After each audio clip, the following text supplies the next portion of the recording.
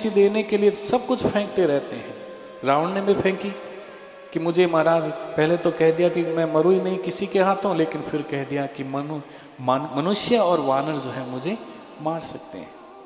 और तथास्तु इस कथा के माध्यम से हम लोगों को ये सीखना है कि हमें जो है वो ज़्यादा नहीं बोलना चाहिए, कम बोलना चाहिए, क्योंकि परमात्मा का एक चक्र जो है ऊपर चल रहा है तथास्तु का। और उसी समय रावण जो है पुनः आता है और विश्व विजय बन जाता है। विश्व सारे संसार के ऊपर वो विजयी हो जाता है और चारों तरफ से हाहाकार मच जाता है। और ऐसा कहते हैं कि जहाँ कहीं भी उसने आखिर में आदेश दे दिया था कि जो भी सुंदर स्त्री मिल जाए उसको उठा करके ले आओ, ये आदेश दे दिया था। और ऐसा हाहाकार मचा कि स्त्री होना जो है एक अभिश्राप हो गया था।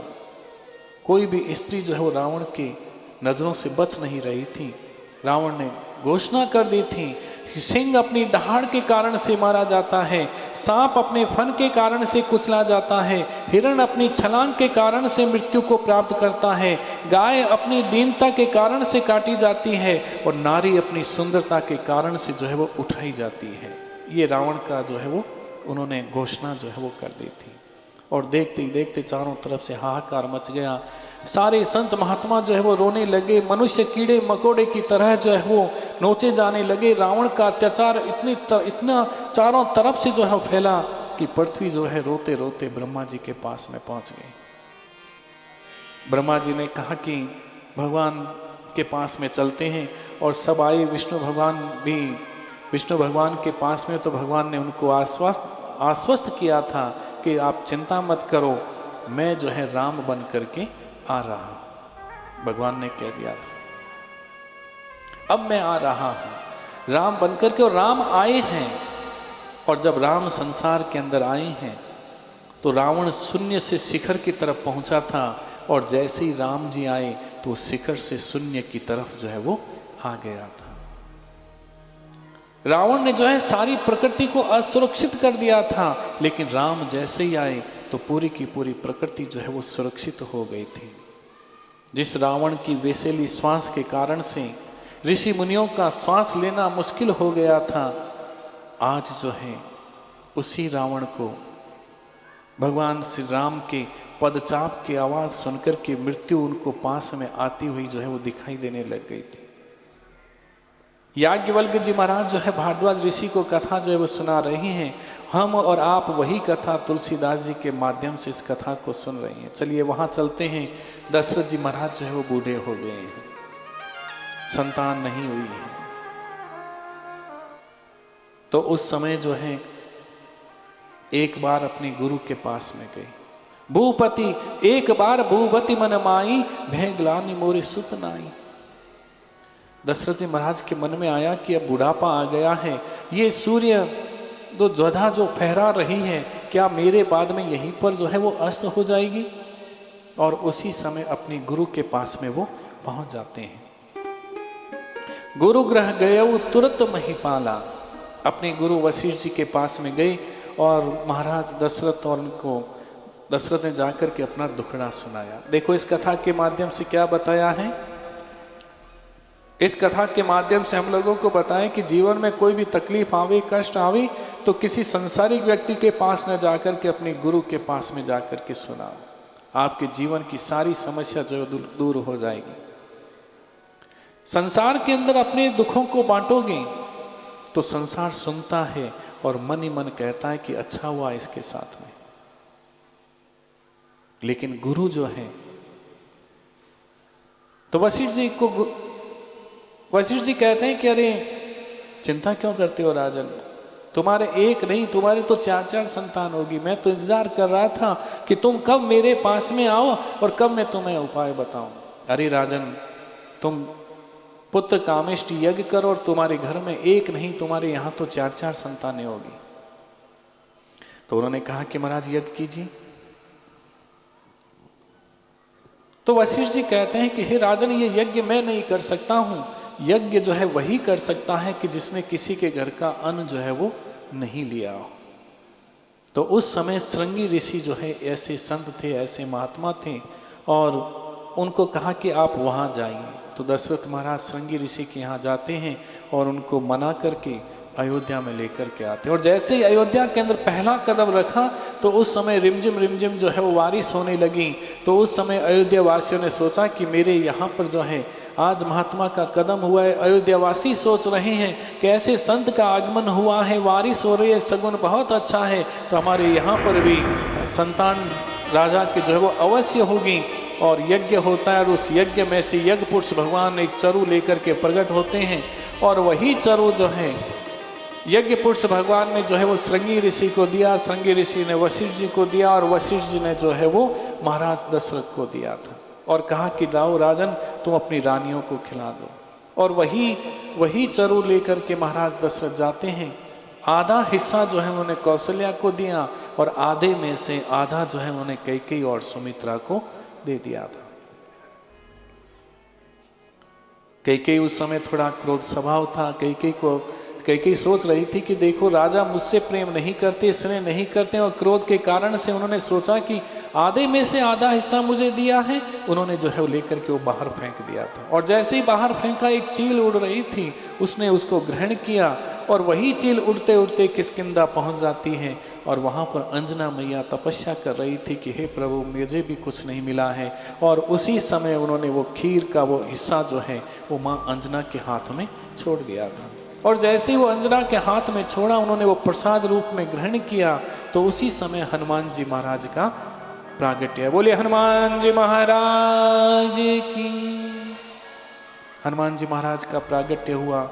लेकिन माँ कौशल्या बड़ी दयालु थी, उन्होंने अपना आधा हिस्सा जो है वो कैकेयी को दिया और सुमित्रा ने भी आधा हिस्सा जो है वो दिया था। और तीनों रानियों ने उस प्रसाद को ग्रहण किया है। संयोग से, देव संयोग से तीनों रानियां गर्भवती हुई और पूरी अयोध्या को जो है वो दुल्हन की तरह सजा दिया गया। और आज भगवान के प्रागट्य का समय है। गोस्वामी तुलसीदास जी ने लिखा है, अब देखो परमात्मा के प्रागट्य का भगवान श्री राम जो है वो माँ कौशल्या के महल के अंदर प्रकट होते हैं। चलो हम भी जो है माँ कौशल्या और सब जो है प्रार्थना करें भगवान के प्रागट्य की। भय प्रगट कृपाला दीन दयाला कौशल्या हितकारी। चलो हम भी भगवान श्री राम के जन्म का उत्सव सूक्ष्म रूप के अंदर जो है मनाते हुए भगवान का विवाह हो जाएगा। अभी देखो भय प्रगट कृपाला दीन दयाला कौशल्या हितकारी।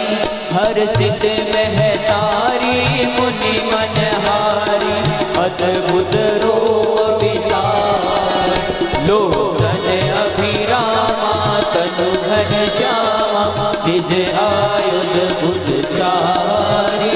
भूषण वनमाला नयन विशाला शोभा सिंधु करारी।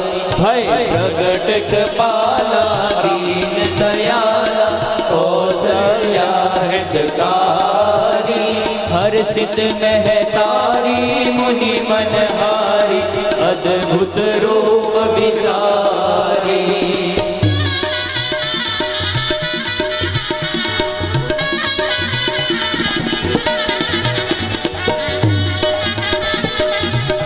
जय हो। कह दुई कर जोरी स्तुति तोरी केहि विधि करो अनंता।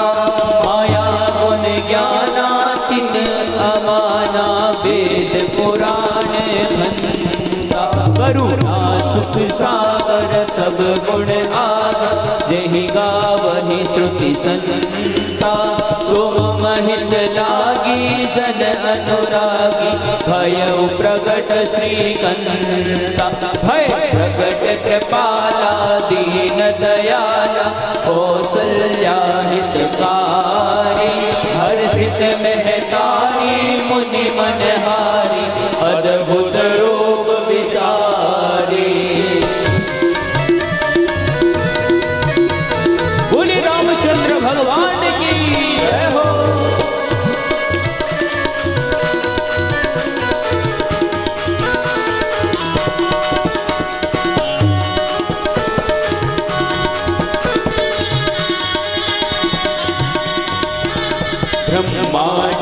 काया निर्मति माया रोम रोम प्रतिवेद कहे मम उरसो वासी यह उपहास सुनत थिर मति थिर न रहे उपजा जब ज्ञाना प्रभु मुस्काना चरित बहुत विधि की नहीं चाहे कही कथा सुनाई बात बुझाई यही प्रकार सुत प्रेम लहे भय प्रगट कृपाला दीन दयाला कौशल्या हितकारी हर्षित महतारी मुनि मनहारी अद्भुत रूप विचारी।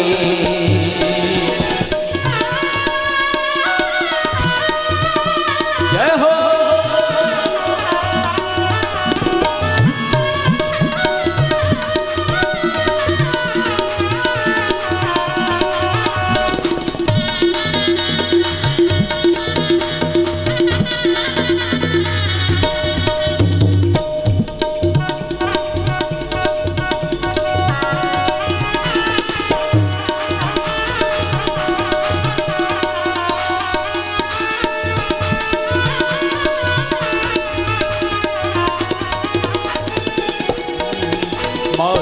पुनि बोली सोमति डोली तजबुता तरहरूपा कीजे शिशुलीला अति प्रिय शीला यह सुख परम अनूपा सुनि वचन सुजाना रोदन ठाना कोई बालक सुर भूपा ये चरित जिका वही हरि पद पा तेन परहि भवभूपा भय प्रगट कृपाला दीन दयाला कौशल्या हितकारी हर्षित महतारी मुनि मनहारी अद्भुत रूप विचारी भय प्रगट कृपाला दीन दयाला कौशल्या हितकारी हर्षित महतारी मुनि मनहारी अद्भुत रूप विचारी भय प्रगट कृपाला दीन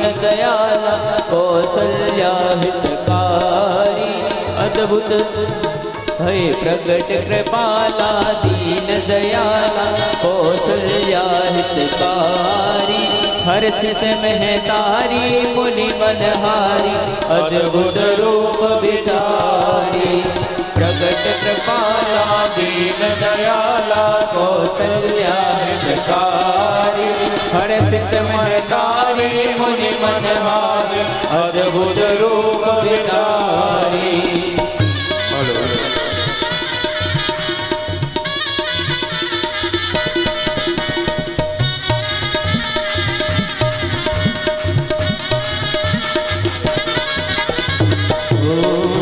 लोचन अभिरामा तनु घनश्यामा निज आयुध रूप प्यारे भूषण वनमाला नयन विशाला शोभा सिंधु करारी कर तुई कर जोरी स्तुति तोरी कही विधि करो अनंता माया गुण ज्ञानातिन अमाना वेद पुराण भंता भय सुख सागर सब गुण आगर जहि गावहि श्रुति संता सुमम हित लागी जन अनुरागी भयउ प्रगट श्रीकंता प्रगट कृपाला दीन दयाला कौशल्या हितकारी हर्षित महतारी मुनि मनहारी अद्भुत रूप विचारी।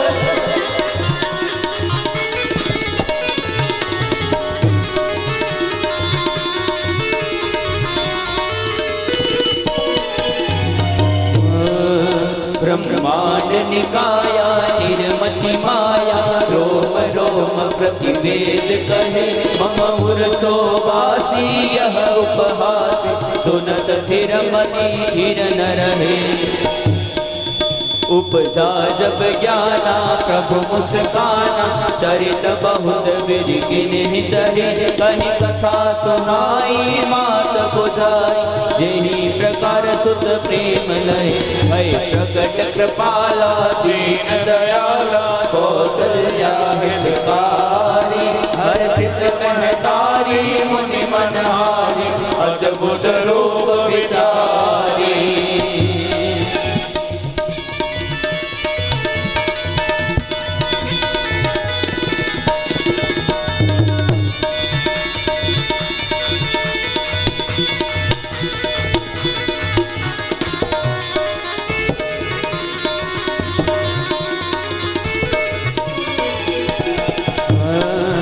माता मुनि बोली सोमति डोली, जबुतात यह रूपा, कि जैसी सुलीला अति प्रिय शीला, यह सुख परम अनूपा। सुनि वचन सुजाना रोदन ठाना, होई बालक सुर भूपा, यह चरित जगावहि हरि पद पावन, तेन परहि भव भूपा। कृपाला दीन दयाला, कौसल्या हितकारी, हर्षित महतारी मुनि मनहारी, अद्भुत रूप विचारी।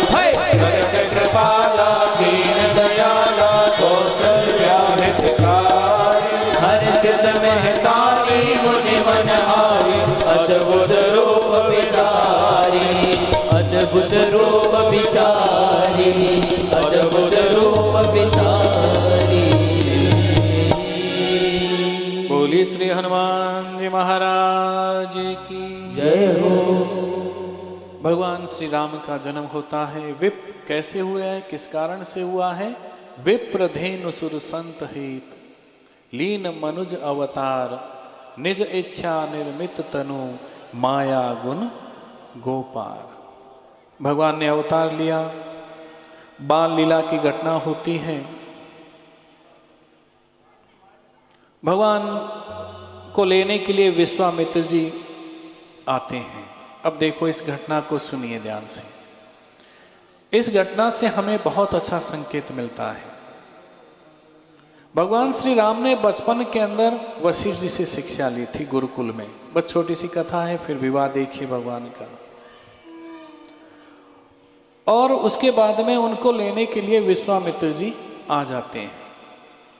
व्यवहारिक ज्ञान जो है विश्वामित्र जी ने दिया है। जीवन के अंदर सैद्धांतिक और व्यवहारिक ये दो तरह का ज्ञान होता है, दोनों ही बहुत जरूरी हैं। हम अपने बच्चों को खूब पढ़ाएं, शिक्षा देवें, ये अच्छी बात होती है, लेकिन संस्कार भी जो है वो बड़ा महत्व होता है। संस्कार भी जो है वो मिलना बहुत ज़रूरी है। आज हम लोग देखा करते हैं कि हमारे बच्चे पढ़ते हैं, खूब पढ़ लिए, लेकिन पढ़ने के बाद में वो डिप्रेशन में चले जाते हैं और कभी कभी जो है वो डिप्रेशन में आकर के आत्महत्या तक जो है वो कर लिया करते हैं। आज जो है हम लोगों को यही शिक्षा लेनी है। विश्वामित्र जी आते हैं और लेकर के जाते हैं, भगवान को संघर्ष करना